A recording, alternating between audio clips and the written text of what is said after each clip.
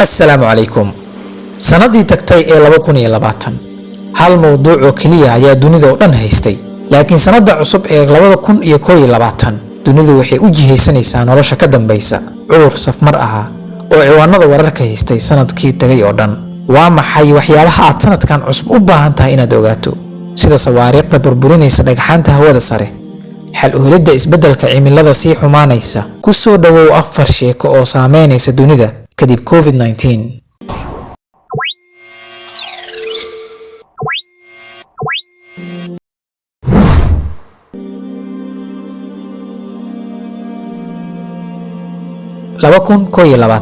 gawaarida ku shaqeeya korontada waxay samayn doonaan isbeddelkii ugu weynaa, iyadoo shirkado badan oo sameeya gawaarida samaynayaan noocyo kala duwan oo ah gawaarida korontada ku shaqeeya. inta lagu guda jiro dayrta, shirkadda General Motors ayaa soo saari doonta brandiyo cusub oo koronto ku shaqayn doona. dhammaadka sanadka cusubna, shirkadda Elon Musk ee Tesla ee ah shirkadda soo saarta gawaarida korontada ku shaqeeya ayaa soo saari doona gaarigooda cusub ee Cybertruck ka oo leh muuqaal aan caadi ahayn. maalgashiyada suuqyada ama shirkadaha soo saara waxyaabaha korontada ku shaqeeya ayaa si xad dhaaf u koray sanadkii tagay 2020. in ka badan 250 shirkado ayaa haatan sameynaya gawaarida korontada ku shaqeeya, halka 47 shirkad oo gawaari batari ku shaqeeyana hadda dhismo lagu hayo. shirkadda Tesla oo ah hogaamiyaha suuqa gawaarida korontada ku shaqeeya ayaa qiimaha saamiyadeeda kor u kacay, taa oo ka dhigtay in lagu daro suuqa S&P 500 oo ah suuqa lagu xisaabiyo qiimaha saamiyada 500 shirkad ee ugu waaweyn Mareykanka, iyada oo isku meel la geliyay shirkadaha sida Apple iyo Microsoft. guusha ay shirkadda Tesla gaartay ayaa ku qanciyay shirkadaha gawaarida caadiga ah sameeya inay jirto suuq gawaarida korontada ku shaqeeya ah. inkastoo iibsashada gawaarida sanadii tagtay ee 2020 hoos u dhac ku yimid, haddana sanadkan 2021 waxaa la aaminsan yahay in kor u kac sarreeyo ku iman doono. sidoo kale, gadashada gawaarida batariga ku shaqeeya ayaa la aaminsan yahay in sare u kac xad dhaaf ah ku iman doono 10 sano ee soo socota. 2021 waa kaliya bilowga.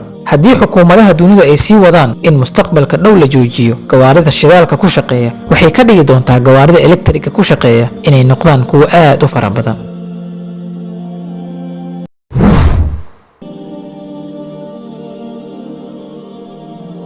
inta lagu jiro bisha 11aad ee sanadkan 2021, indhaha adduunka waxay ku sii jeesan doonaan Glasgow, Scotland, halka oo ay madaxda caalamku ku kulmi doonaan shirka qaramada midoobay ee isbeddelka cimilada ama loo garan og yahay COP26. shirkan ayaa ahayd inuu dhaco sanadkii tagay ee 2020, laakiin dib ayaa loo dhigay sababo la xiriira cudurka COVID-19.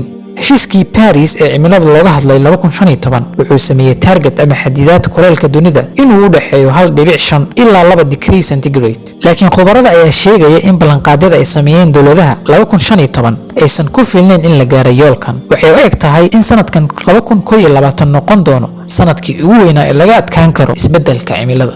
sanadkii hore, Donald Trump oo ah madaxweynihii dowladda ugu awoodda badan dunida ayaa wiiqay dadaalada ay dunidu sameynaysay si looga adkaado isbeddelka cimilada. 2021, Joe Biden oo xafiiska yimid ayaa bedeli kara wixii uu haleeyay Donald Trump. Mareykan ayaa ah waddanka labaad ee ugu badan dunida markii la eegayo wasaqeynta hawada, laakiin Joe Biden ayaa sheegay inuu hirgelinayo sharciyo lagu dhimayo kaarboonka sanadda 2050. laakiin dhibaatada ugu weyn ee hortaagan hirgelinta sharciyadan iyo ballanqaadyadan waa sida uu u meermarin lahaa Koongareeska Mareykanka.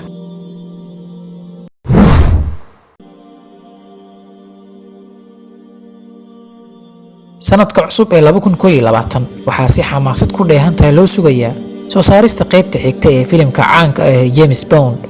waxaa isbeddel waali ah ka dhici kara box office-ka filimada marka la soo saaro filim ay dadka galbeedka ku nool aysan aqoon amaba maqlin.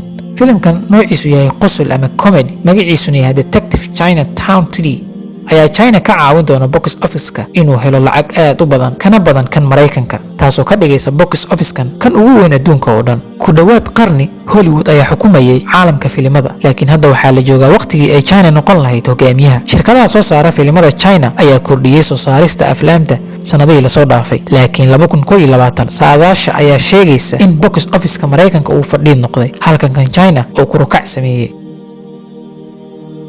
marka la joogo Mareykanka, dadka jecel daawashada filimada ayaa ka fogaanaya shaleemooyinka, taas beddelkeeda filimada online-ka laga daawado ayaa kor u kac sameeyay, halka China labaduba kor u kac sare sameynayaan. China in box office-keedu kor u kaco waxaa caawiyay COVID-19, taa oo keentay in Hollywood waxyaabihii ay soo saari lahayd dib u dhacaan maadaama shineemooyinkiina la xiray. inkastoo sidaasi jirto, haddana filimada Mareykanka ayaa si fiican looga daawadaa China, laakiin ku tiirsanaanta filimada Mareykanka ee suuqa China ayaa noqonaysa mid laga walwalo.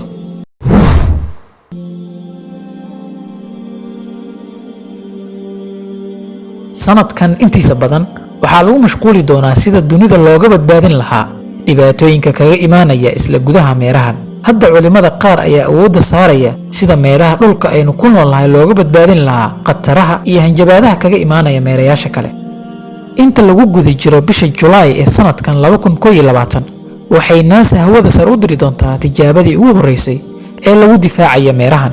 arrintan ayaa u muuqata ama u eg filim ay sameeyeen shirkadda Hollywood, laakiin cabsida laga qabo in dhulka ay ku soo dhacdo asteroid ama dhagxaanta waaweyn ee hawada dabaalanaya ayaa ah mid run ah. 7 sano kaliya ka hor, dhagax weyn aan horey loo sii ogaan ayaa ku dhacay magaalada Chelyabinsk ee ku taala waddanka Russia, waxayna dhaawac u geysatay ugu yaraan 1200 oo qof.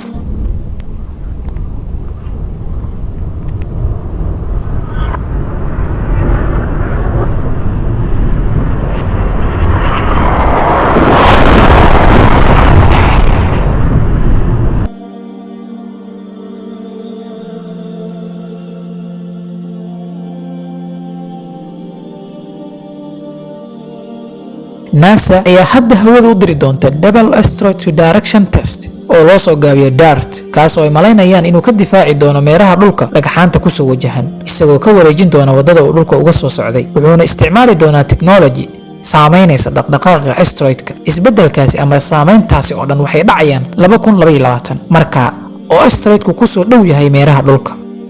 cilmi baarayaasha ayaa awood u yeelan doona inay daraasad ku sameeyaan isbeddelka xawaaraha iyagoo isticmaalaya teleskoobyo waaweyn oo awood leh. mishankan loogu magac daray DART waa qayb yar oo ka mid ah dadaalada adduunweynuhu uu ka wado difaaca meeraha dhulka. si loo difaaco meeraha dhulka. ixtimaalka ah in dhulku ku soo dhaco asteroid waa mid aad u yar, laakiin sanadii tagtay ee 2020 waxaa la ogaaday in wax walba ay dhici karaan, loona baahan yahay in taxaddar laga muujiyo.